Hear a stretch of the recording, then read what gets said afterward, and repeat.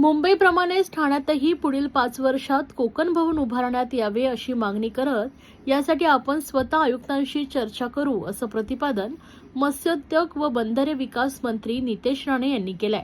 ठाण्यातील शिवाईनगर येथील मालवणी महोत्सवात ते बोलत होते।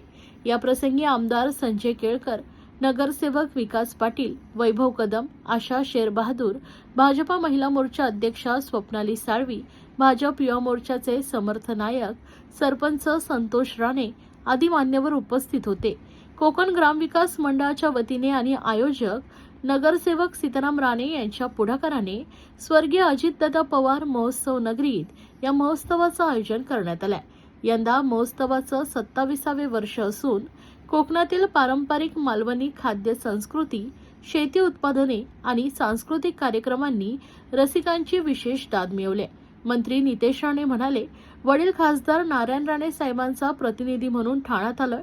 कोकणातील माणूस रोजगारासाठी शहरात आला असला तरी त्याची नाळ गावाशी जोडलेली आहे। मुंबईच्या महापौर रितू तावडे यांना मुंबईत कोकण भवन उभारण्याबाबत पत्र दिलंय।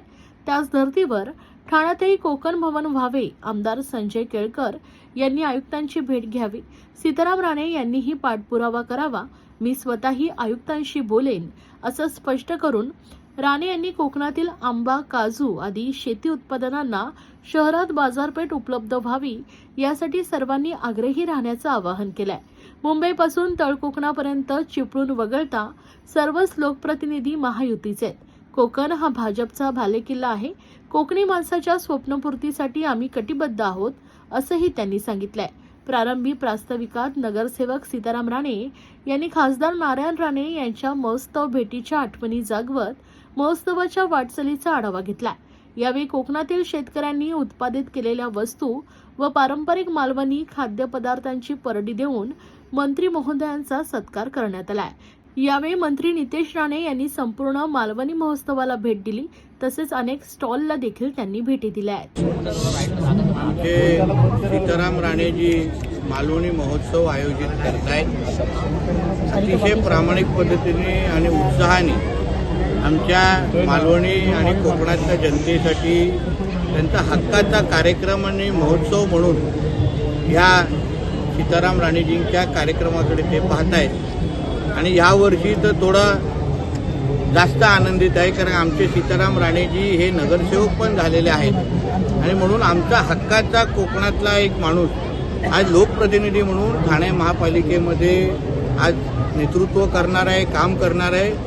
आणि मला विश्वास आहे, जसं प्रामाणिक पद्धतीने 27 वर्षे हा महोत्सव ते घेत आहेत, तसंच वॉर्डच्या प्रत्येक आपल्या मतदाराला आणि ठाणे शहराला ते शब्दापलीकडे आपल्या कृतीतून न्याय देतील असं माझा ठाम विश्वास आहे। राणेसाहेब, तुम्ही मंत्री आहात, सागरी क्षेत्रात आणि मत्स्योद्योग व्यवसायात युवकांनी कसे पुढे यायला हवं यासाठी काय संदेश द्याल?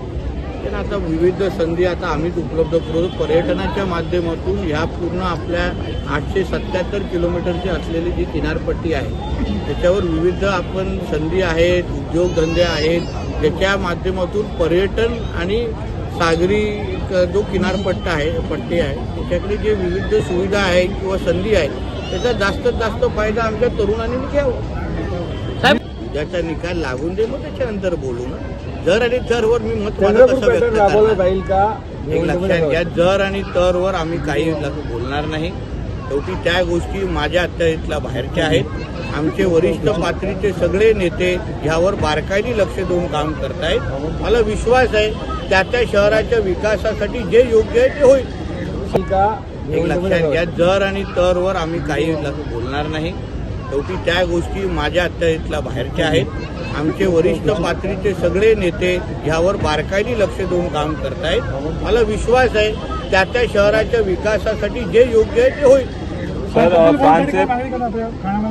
केलं ना मी मागणी, जशी मी मुंबईमध्ये आज मागणी रितू तावडेजींकडे केलेली आहे, तशी आमच्या सीताराम राणेजींच्या माध्यमातून आणि आमच्या केळकर साहेबांच्या माध्यमातून आमच्या ठाण्या महापौरांकडे पण आणि आयुक्तांना पण मी लवकरच पत्र लिहून त्यांना सांगेन की ह्या ठाण्यामध्ये पण आपल्या हक्काचे कोकण भवन असावं। कोकणातले लोक मोठ्या प्रमाणामध्ये ठाण्यामध्ये पण राहतात आणि म्हणून त्यांच्यासाठी एक हक्काची वास्तू असावी अशी मागणी करणारं पत्र लवकरच लिहीन। कुठे असे कुठले चौक असतील तर चौक सकट त्यांना उपटून बाजूला टाकू. उपटायला किती वेळ लागतो? टिपू विपू नावाचे हे जे काही चौक आहेत ना, त्यांनी पाकिस्तान आणि इस्लामाबादमध्ये जाऊन बांधावे. आमच्या हिंदू राष्ट्रामध्ये अशा पद्धतीचे चौक आणि असे सगळे लाड आम्ही सहन करत बसणार नाही. म्हणून हे काय त्या टिप्या बिप्याच्या नावाने कोणाला चौक बांधायचे असतील ना, ते पाकिस्तानमध्ये निघून जावं. आमच्या इथे जागा नाही. कोण काँग्रेस पक्षाकडनं कुठेतरी त्याच्यात नवीन काय आहे? मुस्लिम लीग आणि काँग्रेसमध्ये तसं काय फरक नाही. औरंगाबादचे हे पिल्लाओळत आहेत. त्यांना अशा पद्धतीचे जिहाद करण्याशिवाय आता टिप्याची ओळख काय आहे? टिप्याची ओळख आहे की तो हिंदू द्वेषी राजा होता.